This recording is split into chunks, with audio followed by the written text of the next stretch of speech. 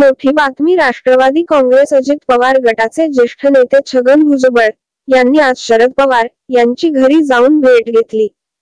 छगन भुजबळ हे आज सकाळी अचानक शरद पवारांच्या भेटीला गेल्याने महाराष्ट्राच्या राजकारणात एकच खळबळ उडाली। छगन भुजबळांनी शरद पवारांशी तब्बल 1.5 तास चर्चा केली। छगन भुजबळांनी शरद पवारांशी मराठा आणि ओबीसी आरक्षणाच्या मुद्द्यावर चर्चा केल्याची माहिती स्वतः मंत्री छगन भुजबळांनी भेट घेतल्यानंतर पत्रकार परिषद घेऊन दिली। मात्र प्रत्यक्षात नेमकी काय चर्चा झाली हे एक कोडच असल्याचे बोलले जात आहे।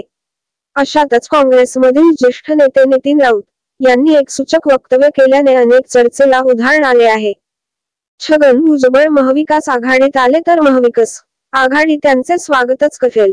आजही भुजबळांची शरद पवारांशी बंधुभावाची बांधिलकी घट्ट आहे, असे मोठे विधान काँग्रेसचे वरिष्ठ नेते व माजी मंत्री नितीन राऊत यांनी केले आहे। ते नागपूर येथे बोलत होते।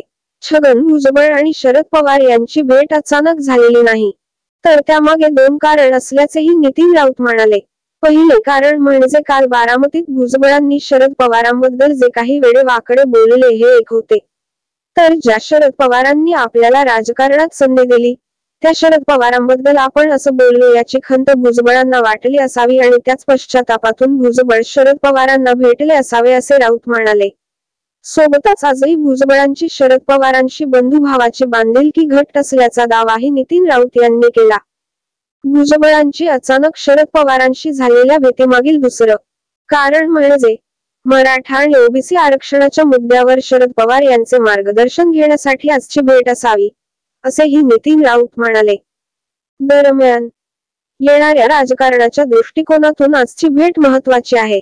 या भेटीतून काही नवीन राजकीय दिशा निघते का आणि भुजबळ भविष्यात कोणत्या मार्गाने जातील याबद्दल भुजबळच सांगू शकतील। मात्र गेले 2 अधिवेशन भुजबळ अस्वस्थ दिसत आहे। त्यांच्या चेहऱ्यावर नेहमी तणाव असल्याचे सांगत नितीन राऊत यांनी भुजबळ महाविकास आघाडीत आले तर महाविकास आघाडी त्यांचा मनःपूर्वक स्वागतच करेल असं सूचक वक्तव्यही त्यांनी केले आहे।